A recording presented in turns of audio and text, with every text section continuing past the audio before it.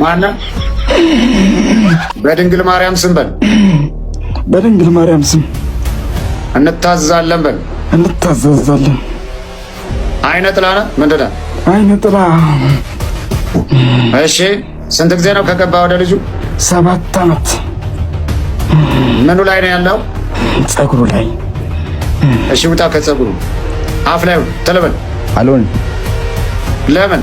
ሙስሊሙ እፎይ ጋር መሄድ ነው። የትም መሄድ አይጠበቅም። ለሙስሊም ወንድምና እህቶቼ እኔ ኦርቶዶክስ አትሆኑ እንዳትሞቱ፣ እውነቱን ልንገርም። ቀጥል።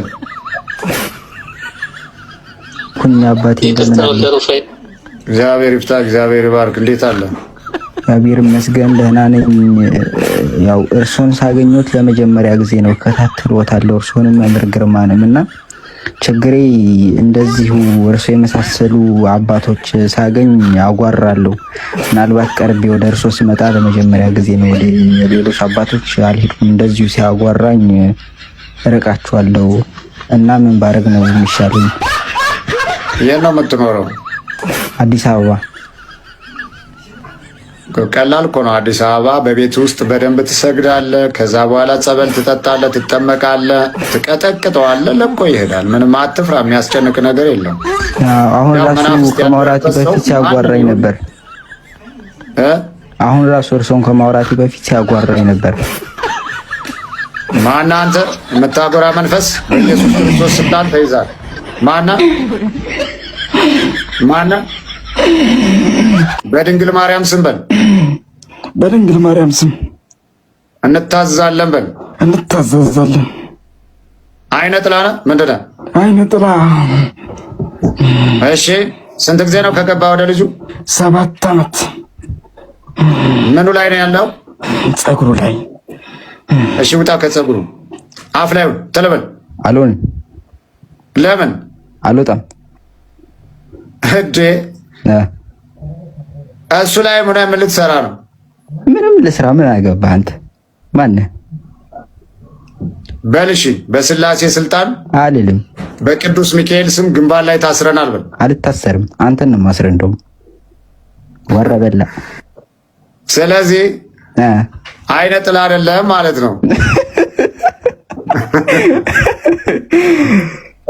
አንተ አብረኝ ስትቀልድ ቆይተህ ህዝቡን ስታሾፍበት አይነ ጥላ አይደለም እና አስቀድመህ ለምን ውጣ ያዘው ልቀቀው ትላለህ? ማን ነግሮ? አይ እንደዚህ ስታጎራ እኮ ይሄ የሚያጎራው ማን ነው ብዬ እኮ ነው። አሁን አንተ ምንድነህ? ካህን ነህ? እስኪ አሁን ቅድም ለምሳሌ ጠጩ ስትላት ነበር። ቅብአቱን ከየት አምጥተው ነው? ማን የሰጠህ? ልታስወርደኝ ነው። ባይዘው ህዝቡ እያየህ ነው። ውርደትን ትለብሳታለህ። ልታስወርደኝ ነው። እጅህን እያየ ነው። እረፍ። ውርደትን ትለብሳታለህ። አውራኝ። ህዝቡ እያየ ነው። ትዋረዳታለህ። ሪከርድ እያረጉ ነው። ማነህ አንተ? ምንድነህ? ቅድም ለምሳሌ ህዝቡ ቢያይ ታዲያ ቅብአቱን ጠጪው ስትላት ነበር። ከየት ነው ያመጣው? የት መጽሐፍ ላይ ነው ያለው? ክፈት። እጅህን እያዩት ነው። ልታስወርድ ነው። አውራኝ በስነ ስርዓትና ሞግታ አስወርደኝ። ጤነኛ ሰው ነኝ። ምንም ጋኔን ዛር የለብኝም። ክርስቶስ ነው ያለብኝ። አነዘ ክርስቶስ የክርስቶስ ቤተ መቅደስ ነኝ። ምንድነህ አንተ? ህዝቡ እያየህ ነው። ሚት እያረከኝ ነው። እሺ፣ ቴሌግራም ትዋረዳታለህ። አውራኝ። እያዋራሁክ ነው። ከየት ነው ያመጣው? ሰላም፣ እንዴት ናችሁ? አንድ ውሸታም ኡስታዝ የተናገረውን ሰምታ እንዴት ሙስሊም እህታችን የጠየቀችኝን ከዛ ምላሽ ከሰጠዋት በኋላ በጣም ደስተኛ ስለሆነች ለእናንተም እንዲጠቅማችሁ ይህን ቪዲዮ ሰርችላችኋለሁ። ኡስታዙ ሕዝቅኤል ምዕራፍ 4 ቁጥር 12 ላይ የሚገኝን በመጥቀስ እግዚአብሔር ፋንድያን ሰዎች እንዲበሉ አዟል የሚል ቅጥፈት ቀጥፎ ምላሽ የሰጠውበት ነው። ምንድነው እሱ ክፍሉ የሚናገረው? እንዲህ ይላል። እንደ ገብስ እንጎቻም አድርገህ ትበላዋለህ፣ ከሰውም በሚወጣ ፋንድያ በፊታቸው ትጋግረዋለህ ይላል። በሰው በሚወጣ ፋንድያ ትጋግረዋለህ አለ እንጂ የሰውን ፋንድያ ትበላለህ አላለም። ምንድነው ታዲያ እንደ ገብስ እንጎቻ አድርገህ ትበላዋለህ የተባለው ምንድነው ሲባል እዛው ምዕራፍ ላይ ቁጥር 9ና 10ን ስትመለከቱ አንተም ስንዴንና ገብስን ባቄላንና ምስርን ጤፍና አጃን ወደ አንተ ውሰድ፣ በአንድ ዕቃም ውስጥ አድርገህ እንጀራ ጋግር፣ በጎድንህ እንደተኛህበት ቀን ቁጥር 390 ቀን ትበላዋለህ። ስንት? 390 ቀን ትበላዋለህ። የምትበላውን በሚዛን በየቀኑ 20 ስቅል ይሁን፣ በየጊዜውም ትበላዋለህ ይላል። ስለዚህ የሚበላው ጤፍ፣ ስንዴና ምስር እነኝን ነው እንደ እንጀራ አድርጎ የሚበላቸው ማለት ነው። የሚጋግርበትን ነው ከሰው በሚወጣ ፋንድያ ትጋግረዋለህ ያለው፣ እንደ እንጨት ትጠቀመዋለህ ነው። በግንብ ውስጥ ለ390 ቀናት የሚቆዩ ከሆነ እንጨት መልቀም ስለማይችሉ ነው ይሄ ትእዛዝ የተሰጣቸው። ለእስራኤሎች እዛው እንዳይጸዳዱ እንደ መሐመድ ወይም እንደ ሳባዎቹ ወይም ደግሞ እንደ መሐመድ ሚስቶች በየሜዳው ላይ ዝም ብለው ተጸዳድተው ትተው እንዳይሄዱ እንደዚህ ብሎ አስዟቸዋል አስቀድሞ። ዘዳግም ምዕራፍ 23 ቁጥር 12 እና 13 ላይ ወደ ሜዳም ትወጣበት ዘንድ ከሰፈር ውጭ ቦታ ይሁንልህ። ምን? ለመጸዳዳት። ከመሳሪያህም ጋር መቆፈሪያ ያዝ፣ በሜዳም በተቀመጠህ ጊዜ ትምስበታለህ፣ ዞረህም ከአንተ የወጣውን አፈር ትከድነዋለህ ይላል። ስለዚህ ከተጸዳዳ በኋላ ሜዳ ላይ ጥሎት መሄድ የለም፣ አፈር ማልበስ አለበት። ቆፍሮ ነው መጸዳዳት ያለበት ማለት ነው። በየሜዳው ላይ ዝም ብሎ ቁጢጥ ማድረግ የለበትም እንደ መሐመድና እንደ ሚስቶቹ። ስለዚህ ሽንት ቤት መምጣት፣ ይህ አሁን ዘመናዊ ሽንት ቤቶች የምታዩቸው እንኳን አስቀድሞ በሙሴ ጊዜ የተሰጠ ነበረ። እግዚአብሔር ጋይድ ያደረገው ሰዎች ካካቸውን ዝም ብለው በየሜዳ ላይ እንደ መሐመድና እንደ ሳባዎቹ እንዳይጥሉ ምን መሬት ቆፍረው እንዲጠቀሙ አዞ ነበረ። ነገር ግን በዛች በከተማ ውስጥ በግንቧ ውስጥ ለ390 ቀን የሚቆዩ ከሆነ ከከተማው ወይንም ደግሞ ከግቢያቸው ወጥተው ያንን ማድረግ ስለማይችሉ እንደ ማገዶ እንዲጠቀሙት እግዚአብሔር በኃጢአታቸው ምክንያት ነው ይህንን ትእዛዝ ሰጣቸው። ነገር ግን ንስሐ ገቡና ይህንን ማድረግ ስለተጠየፉት ንስሐ ሲገቡ እግዚአብሔር እንደዚህ አላቸው። እዛው ምዕራፍ ላይ ቁጥር 15 ላይ ሕዝቅኤል ምዕራፍ 4 ማለት ነው።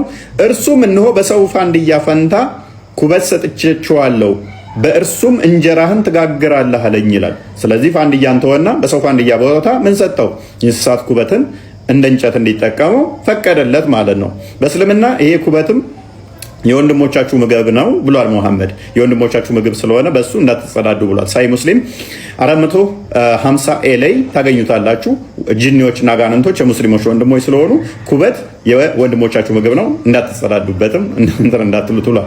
ኤኒዌይስ ብቻ ምን አድርጓል? በፋንድያ ፋንታ በኩበት ኩበትን እንደ እንጨት ገጠሩ ላይ ይጠቀሙታል። ስቲል አሁንም ይሄ የሚያስጸይፍ ነገር አይደለም እንደ እንጨት መጠቀም። ኢቭን በፋንድያ ራሱ በሰው አንድ ዶ ቢጠቀመው እዚህ አጸያፊ አይደለም። ባዮጋዝ አለ አሁን ላይ ታስታውሳችሁ፣ ከተማ ውስጥ የምንኖሩ ባዮጋዝ አለ። ባዮጋዝ ቆሻሾች የሚሰራ ነው። ያደጉት ሀገራት እንኳን የሚጠቀሙት ነው። አስቀድሞ የዛሬ 1000 ዓመታት በፊት እግዚአብሔር ይሄንን ለሙሴ ነግሮት ነበር እንዴት ሽንት ቤት መጠቀም እንዳለበት። ስለዚህ ይሄ የሚያስጸይፍ ወይንም የሚያስቀይም አይደለም። ብሉት አልተባልንም። ብሉት ሳይሆን የተባለው እንደ እንጨት ተጠቀመው ብሎት ነበረ። እሱንም እንደ እንጨት አንድዶ ለመጠቀም ስለተጸየፈው በፋንድያው ፋንታ ኩበት አድርጎለታል። በእስልምና ግን የሰው ካካን እኔ ካካልኩበትን ሙስሊሞች መግመጥመጥ ውዱ ማድረግ በሱ ይችላሉ።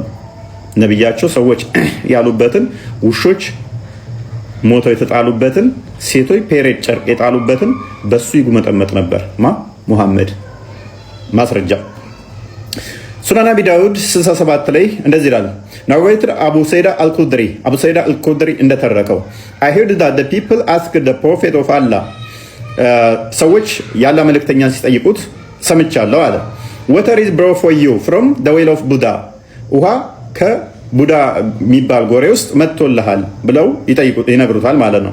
it is a well in which dead dogs, menstrual clothes and excrement of people are thrown ጎሬው ደግሞ ምንድነው እሱ ይላል? የሞቱ ውሾች፣ ውሻ አይደለም ውሾች የተጣለበት፣ የፔሬድ ጨርቅ የተጣለበት፣ ኤክስክሪመንት ኦፍ ፒፕል አር ትሮን ሰዎች ሰገራቸውን ካካ የሚሉበት ወይንም የጣሉበት ነው ይላል። ምን አለ ነብዩ? the messenger of Allah replied ያለ መልእክተኛ እንዲህ ሲል መለሰ verily water is pure and is not defiled by anything እውነት ነው የምላችሁ ውሃ በምንም አይቆሽሽም ንጹህ ነው አለ ማለት ነው። ውሃው እስከ እምብርት አካባቢ ከደረሰ ነው። እምብርት ጋርም አይደርስም፣ ከእምብርት በታች ነው። ወራጅ አይደለም፣ የቆመ ውሃ ነው። ከለሩን ራሱ ውሃው እንደቀየረ እንደዚህ ይላል ሐዲሱ ላይ I saw the color of water in this well had changed የጎሬ ውሃ መልኩ ተቀይሯል ይላል ነብዩ። ምን ያደርጋል? በዚህ ውዱ ያደርጋል። አንድ ሐዲስ ልጨምርላችሁ። ሱናን ናሳኢ 327 ላይ ግሬዱ ሰሂህ ነው። I passed by the prophet when he was performing wudu from the well of Buddha ከቡዳ በመጣ ውሃ ውዱ ሲያደርግ በስሩ አለፍኩ ይላል። I said, are you performing wudu from it when garbage is thrown into it? ቆሻሻ በተጣለበት ውሃ ውዱ እያደረክ ነው ስል ጠየቅኩት ይላል። ነብዩም እንዲህ ሲል መለሰ። He said, water is not made impure by anything. ውሃ በምንም ተአምር በምንም ሊቆሽሽ አይችልም አለ። ስለዚህ እኔ ሰገራ ባልኩበት መሐመድ ሊጉመጠመጥ ይችላል።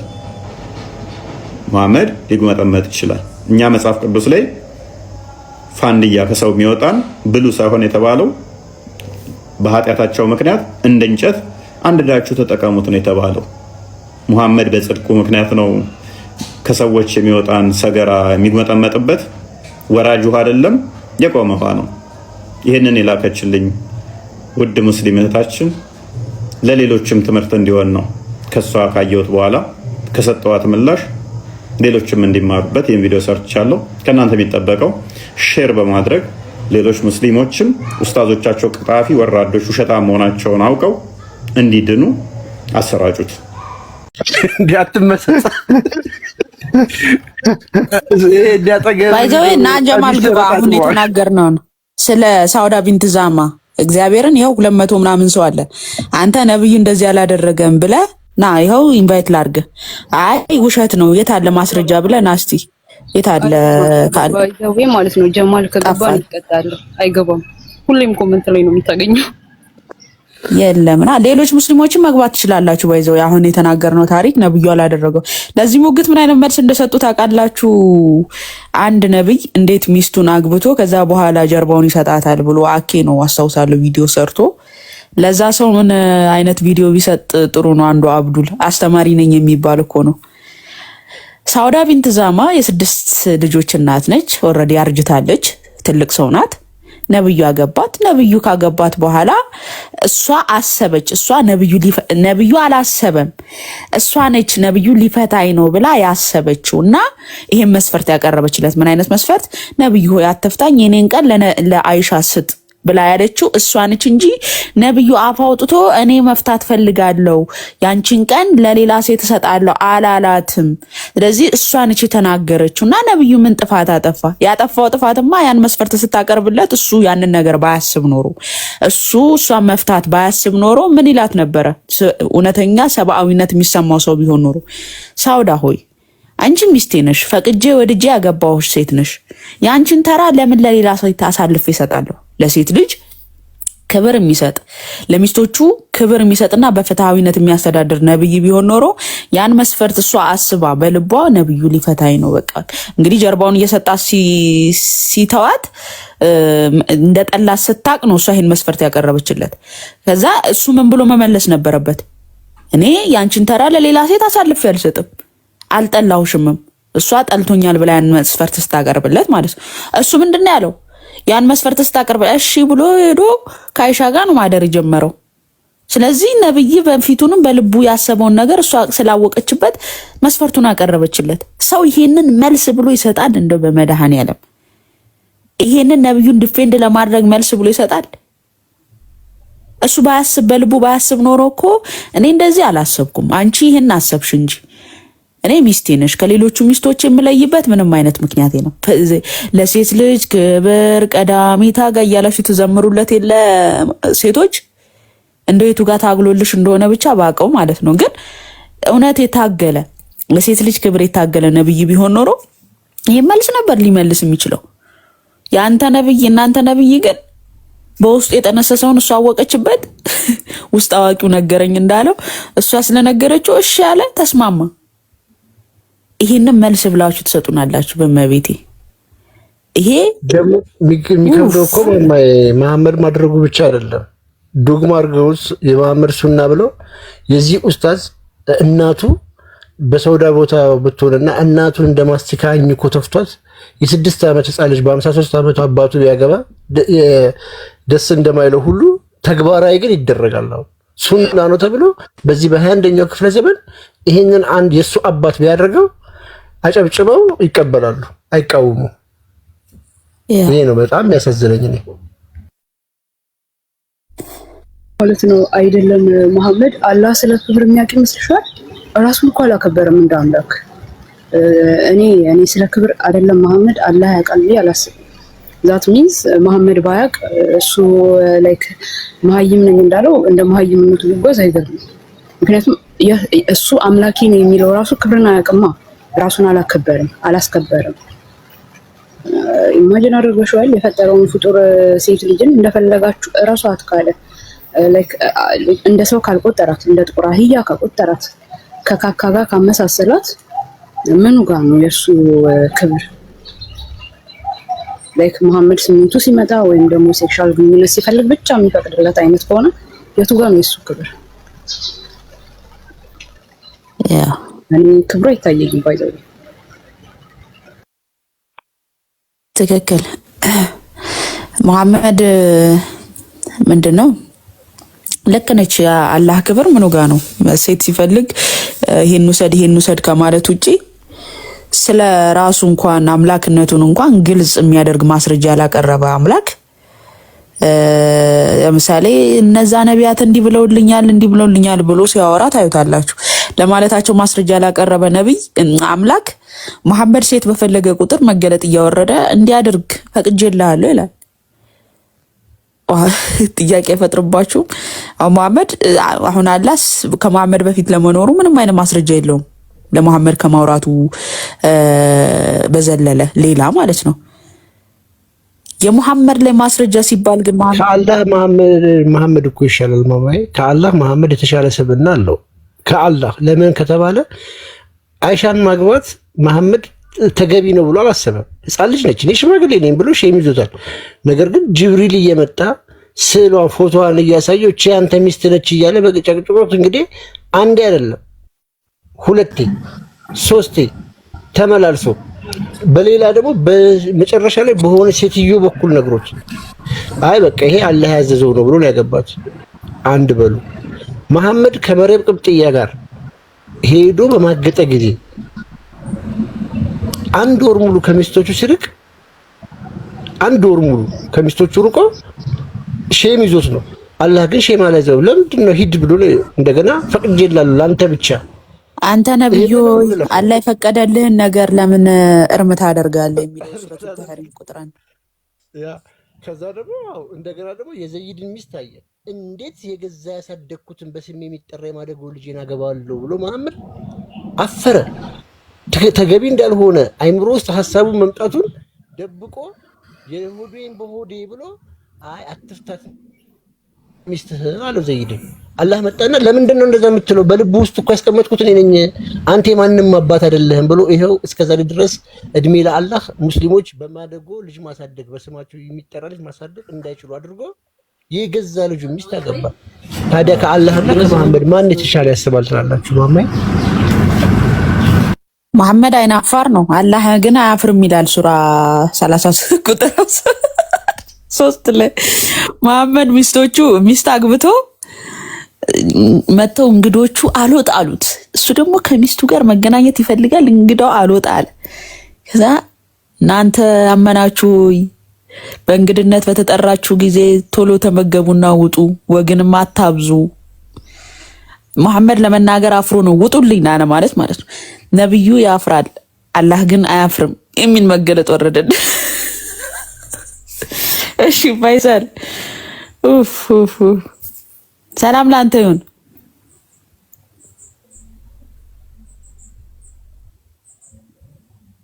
ፈይሰል አለ እስኪ ክፈተው ሱረቱል አሕዛብ ቁጥር 53ን ዴባ እንዴ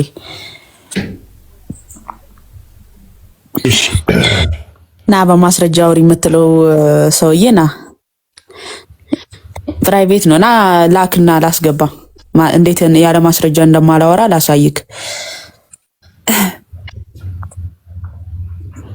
ና ላክ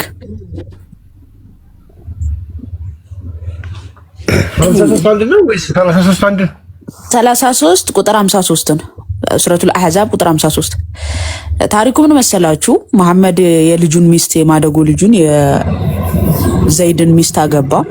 ዘይነብ እንትናን ማለት ነው። ዘይነብን አገባና ፈይሰል አለ ፈይሰል አለ። ኦኬ አሁን ከተናገርነው ውስጥ ውሸት ነው የምትለው ታሪክ አለ? ስለ ሙሐመድ ምን ነበር የተናገራችሁት? እስኪ ንገሪኝ። ለምሳሌ ሙሐመድ ሳውዳ ቢንት ዛማ የተባለች ሚስት ነበረችው አይደለ? እሺ። እና ያቺ ሳውዳ ቢንት ዛማ የ6 ልጆች እናት እንደነበረች ሀዲሳቶች ይናገራሉ። ሙሐመድ ሳያገባትም በፊት ማለት ነውና ያንን እያወቀ ሙሐመድ አግብቷታል። ካገባት በኋላ ግን ጀርባውን ሰጣት ለሳውዳ ማለት ነው። ታሪኩን እንድታውቀው ብዬ ነው። እና ጀርባውን ሲሰጣት ያቺ ሴት እንዳይፈታት ብላ የኔን ተራ ለአይሻ አሳለፈ ስትለው እሺ አላት። ይሄ ነገር አንተ ለምሳሌ ሚስት አለች፣ ሚስትህን ጀርባህን ሰጣሃት እና አይ እሷ ደግሞ እንዳትፈታት ስለፈለገች የኔን ተራ ለሌላኛዋ ሚስት ስጣት፣ እኔን ግን አትፍታኝ ብትልህ በፍትሃዊነት እያስተዳደርካት ነው ማለት ነው ያችን ሴት እኮ። እስኪ አሁን ላልሽው ነገር ማስረጃ እንጂ እስኪ ክፈትለት ሱራ 4 ቁጥር 128ን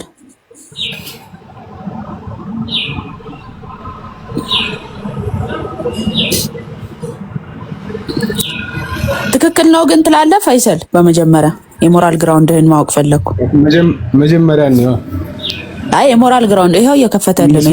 ያንተ ትክክልነት ማወቅና አንቺ በገለጥሽው መልኩ መሆን አለመሆኑን ቼክ እናድርገው መጀመሪያ። ኦኬ በገለጡት መልኩ ከሆነ ግን ትክክል አይደለም ማለት ነው። ጣፉ ባይልም እንደማማዬ በተናገረችው መልኩ አንድ ሰው አይ እኔ በገለጥኩት መልኩ ካለ ይላልም ሲጀመርም እኔ በገለጥኩት መልኩ ካለ ትክክል አይደለም ማለት ነው። አሁን በፈይሰል ሞራል ሲያነጻጽ እኔ ቼክ እናድርገውና መጀመሪያ ከዛ ሐሳብ እንሰጥበታለን ማለት አሁን አንቺ ብቻሽን ሐሳብ እየሰጥሽበት ስለሆነ ጥሩ እሺ ከፈት አረብኛ ታነባለህ? አማርኛው ላይ አድርግልኝ። ኦኬ እሺ አንብብልን ፈይሰል።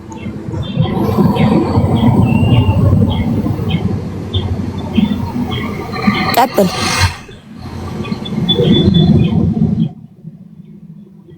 ፈይሰል አለ አንብብልን። ለምን አንብብልኝ እንጂ ሴትም ከባሏ ጥላቻን ወይም ፊቱን ማዞርን ብታውቅ በመካከላቸው መስማማትን ቢስማሙ በሁለቱ ላይ ኃጢአት የለም አለ። ሴት ልጅ አለ ሴትም ከባሏ ጥላቻን ወይም ፊቱን ማዞርን አንድ ባል እንደጠላትና ፊቱን እንዳዞረባት ብታውቅ አለ በመካከላቸው መስማማትን ቢስማሙ በሁለቱ ላይ ኃጢአት የለም። የሚስማሙት በምንድን ነው የሚለውን አሁን ተፍሲሩ እናያለን ማለት ነው። ኃጢአት የለም። መታረቅም መልካም ነው። ነፍሶችም ንፍገት ተጣለባቸው። መልካምም ብትሰሩ ብትጠነቀቁም አላህ በምትሰሩ ሁሉ ውስጥ አዋቂ ነው ይላል። ይህንን አሁን ተፍሲሩን ክፈትና ስለ ሳውዳ ቢንት ዛማህ እንደሆነ ያብራራል። ምንድነው ሴት ከባሏ ጥላቻን ወይም ፊቱን ማዞር የሚለውን ሲያብራራ ያ መሐመድ ፊቱን እንዳዞረባት አስባ እሷ ተራዋን አሳልፋ እንደሰጠች ማለት ነው። ክፈትለት ይሄን ነው የቁርአን አያ ተፍሲሩን ታነብልናለህ።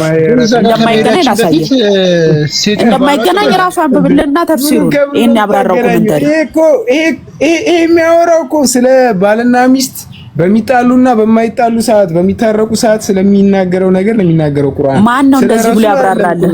ማን ነው እንደዚህ ብሎ? እኔ አሁን ኮሜንተሪውን ተከትዬ ነው እያወራለሁ። አንተ አዳም በጣም ጥሩ።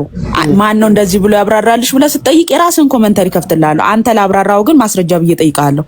ተፍሲር ኢብኑ ከቲርን ክፈትለት እኮ ይሄ ለዛ ተፍሲር እንደሆነ በምን አወቅሽ ነው? ኧረ እንዴ ይሄን የቁርአን አያ ተከትለ ሱራ 4 ማማዬ ሁለታችሁ ማስረጃ። እሺ ለዚህ ቁርአን አያ ማብራሪያ መሆኑን ታሳይኛለሽ ማለት ነው። እኔ እኮ ተፍሲር እንኳን አቁም እንደ እነዚህ ወገኖቻችን እኮ እኔና እሷ እናወራ ችግር የለም። እሺ ታስረዳኛለች እሷ በቂ ነው። ተፍሲር አንተ ማስረጃ አምጣና እሷ ማስረጃ ታምጣለህ እያልኩ አይደለም። አሁን ይሄን የቁርአን አያ አውጥተሽ ነግረሽኛል አይደለ? እኔ አሳያለሁ። እኔ አሁን ክፈትልን ሱራ 4 ቁጥር 34 እንደሆነ ተፍሲሩ ደግሞ ማስረጃ ማቅረብ አለብሽ። እሺ አሳያለሁ። አንተ ደግሞ ይሄ ስለ ሌሎች ባልና ሚስት ነው ለሚለው ማስረጃ ታመጣለህ። እኔ ኮሜንተሪን ተከትዬ ለምሳሌ ለሌላ እንደሆነ ምናምን አላወራም። አንቺ ለዚህ እንደሆነ አዳምጥ፣ አትዋከብ። አሁን ማስረጃ ሊወጣ ሲል ረብሸ እንድናስወጣ አትገፋፋን። አሁን አንተ ምንድነው ተፍሲር የሚለውን ነገር እንኳን በመጀመሪያ ተረዳ። ለምሳሌ ተፍሲር ላይ ገብተህ የሱራ 4 ቁጥር 34ን ተፍሲር ስትፈልግ ኢብኑ ከቲር የሱራ 4 ቁጥር 34ን ማብራሪያ ያመጣልሃል፣ እንዴት እንዳብራራው ማለት ነው። አሁን እኔ ሱራ 4 ቁጥር አዳምጥ ልጨርስ። ሱራ 4 ቁጥር 128ኛው አያን ኢብኑ ከቲር እንዴት አብራራው ብዬ ሰርች አድርጌ አውጥቻ ያሳያለሁ። አንተም ደግሞ ሱራ 4 ቁጥር 128ኛውን አያ አንተ ባልክበት መንገድ ያብራራ ተፍሲር ታመጣልኛለህ። ገባ? እሺ፣ ወደ አማርኛ አድርግልን። ያደርጋል ወይስ ያደርጋል? እንደዚህ ምን ትላለሽ? አትችልም? እንግሊዘኛውን እናንብበው ወይስ አማርኛውን እናድርግልህ? እንደሱ ፍቃድ ወደ አማርኛ ተርጉሙ ነው በምናውቀው ቋንቋ ችግር የለውም። እሺ ከመጀመሪያው ጀምሮ ማማዬ ጀምሮ ኢብኑ ከቲር ኦኬ፣ ቀጥል።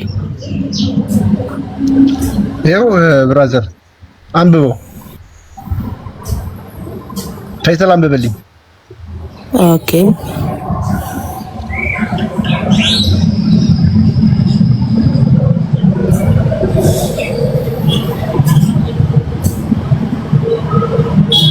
የሳውዳን በራሱ ቀጥታ የተናገረበት ትንሽ ዝቅ አድርግለት፣ እሷን ራሱ ማንበብ ከፈለገ ማለት ነው።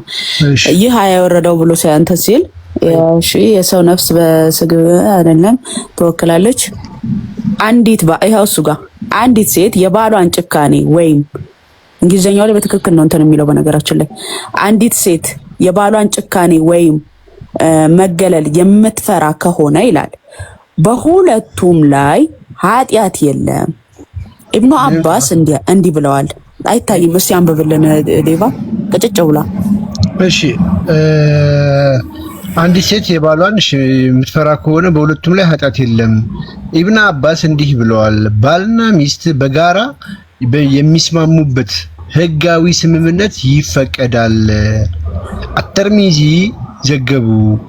ሐሰን ጋራብ አለ በሁለት ሰሒህ ውስጥ በአይሻ ሳውዳ ቢንት ዘማያ ሲራጅ ቀኗ ለአይሻ ዛማ እንደሰጠቻት ማለት ነው። እና ነብዩም የሳውዳህን ሌሊት ከአይሻ ጋር እንደሚያሳልፉት ተናግረዋል።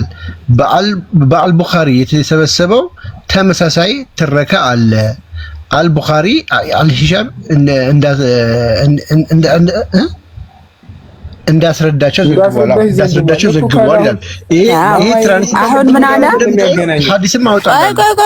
ወዴት ቆይ አሁን ነብዩ ምን አለ? ሳውዳ ቢንት ዛማ ነብዩ እንዳይፈታት ብላ ምን አደረገች? የኔን ቀን ለአይሻ እንዲሰጥ ሙስሊሙ እፎይ ጋር መሄድ ነው። የትም መሄድ አይጠበቅም። ለሙስሊም ወንድምና እህቶቼ እኔ ኦርቶዶክስ አትሆኑ እንዳትሞቱ፣ እውነቱን ልንገርም። ለመላው ሙስሊም እግዚአብሔር ምስክሬ ነው የምልህ፣ ኦርቶዶክስ አትሆኑ እንዳትሞቱ። ምንም ጥቅም የለው። እንዳትቀየሙ። የማትቀየሙበትን ምክንያት ልንገር። እላይ ቤት የሚነግሯችሁ ነገር ብቻ እስልምናን ማስተዋል አለበት። እውነቱን ነው የምነግርህ። እላይ ቤት ሴት ትሸጉራለህ ካለ መቆም አለበት። ከራሳችሁ አስተማሪ ከአቡ አይደር ልዘግብህ ምን ብሎ እንደሚያስተምር አይኑን በጨዋቱ ምን አይነት ትምህርት አቡ አይደር እንደሚያስተምር ልንገርህ አባቴ። ግራ የሚገባ ምን የሚል ስሙ ስሙ የጅኒ እንደውም ከዚህ የበለጠውን ምንም ሳንሸማቀቅ በኮንፊደንስ መናገር አለብን። ከጋኔኖች ውስጥ ያመኑ ሙስሊሞች ወንድሞቻችን ናቸው። የጾታውን ጉዳይ ወደፊት እንመጣለን። ሴቶቹ እህቶቻችን ናቸው። አቡ ሀይደር የጅኒ ወንድም አለው። አቡ ሀይደር የጅኒ እህት አለው። ቆይ ልድገምልህ እንዳትደነግጥ። አቡ ሀይደር የጅኒ ወንድም አለው፣ የጅኒ እህት አለው። እንደውም ከዚህ የበለጠውን ምንም ሳንሸማቀቅ በኮንፊደንስ መናገር አለብን። ከጋኔኖች ውስጥ ያመኑ ሙስሊሞች ወንድሞቻችን ናቸው። የጾታውን ጉዳይ ወደፊት እንመጣለን። ሴቶቹ እህቶቻችን ናቸው። አቡ ሀይደር የጅኒ ወንድም አለው። አቡ አቡ ሀይደር የጂኒ እህት አለው። ምንድነው የጂኒ አማኝ አለ ቢባል ምንድነው የሚከብደው? እንደውም ከዚህ የበለጠውን ምንም ሳንሸማቀቅ በኮንፊደንስ መናገር አለብን። ከአጋንንት ከጋኔኖች ውስጥ ያመኑ ሙስሊሞች ወንድሞቻችን ናቸው። የጾታውን ጉዳይ ወደፊት እንመጣለን። ሴቶቹ እህቶች። ስለዚህ ጂኒ ወንድም አለኝ ዲያብሎስ ወንድም አለኝ እያለ ነው። ጂኒ ማለት ዲያብሎስ ነው፣ እርኩስ መንፈስ ማለት ነው። እርኩስ መንፈስ ወንድም አለኝ እህት አለኝ። ምንድን ነው የሚገርመን? ከዚህ እግዚአብሔር ይሰውረን ነው። ከዚህ አይነት ትምህርት እግዚአብሔር ይሰውረን። እንደፈለግ አስረዳቸው። ይኸው ብዙ ሙስሊሞች ላታውቁት ትችላላችሁ። በአረብኛ ስለሆነ ምንም የምታውቁት ታሪክ የለም። ምንም የምታውቁት ታሪክ የለም። ጂኒ ወንድም አለ፣ ጋኔን ወንድም እህት አለው አቡ ሀይደር እያለ ነው ፈታ ብሎ የሚነግረን። ምን ችግር አለው ነው የሚለው። እና እኔ ሙስሊሞች በህይወት እያላችሁ ኦርቶዶክስ አትሆኑ እንዳትሞቱ የሚል እምነት ነው ያለ። የሚጠቅማችሁን ወንድምና እህቶቼ ስለሆናችሁ የሚጠቅማችሁን ነው የምነግራችሁ። ኢዝ ሆርድ በጣም አርድ ነው፣ በጣም አርድ ነው። እኔ አይደለም የምለው እናንተ ናችሁ የምትሉት።